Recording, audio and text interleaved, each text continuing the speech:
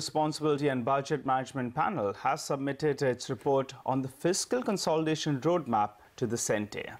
Now, the N.K. Sainga-led panel has tabled an exhaustive report which runs into 4 volumes and is nearly 1,800 pages.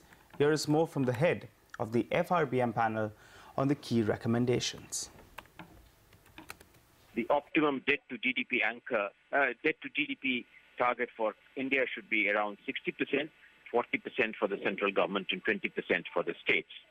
We have projected that if we continue with a 3% fiscal deficit for the next few years and then going down further, then by 2023, the country would be able to achieve the desired optimum 60% debt to GDP ratio. In terms of the overall institutional framework, we have suggested the constitution of a fiscal council based on best international practice, which is now being followed by many countries, and that the resorting to the trigger provisions of the escape clause, which has been capped at 0.5% of GDP based on certain circumstances, which the report has pointed out, whereas it would be the government's decision, it would be useful if the advice of the independent fiscal council can also be taken. All right, well, Latha Venkatesh now joins in to tell us or give her take on the key provisions of the FRBM panel's Fiscal Consolidation Roadmap report. Latha, what's your analysis? Well, if the FRBM Act is an exact replica of the recommendations of this Act, we should have a very healthy Act in place, because there is a two-pronged glide path.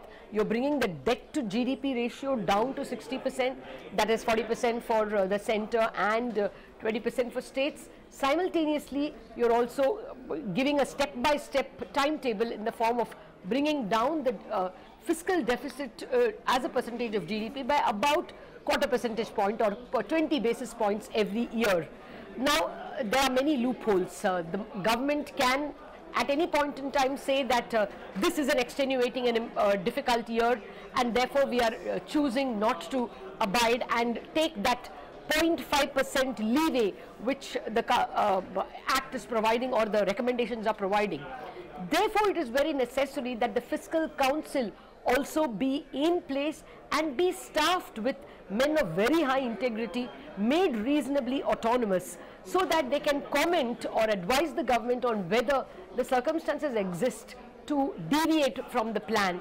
The council can also, like its counterpart in several other countries, provide useful advice to citizens on whether the fiscal deficit is just a number or whether the budget in spirit also is bringing down the difference, the gap between income and expenditure, not pushing the expenses under the carpet in the form of contingent liabilities.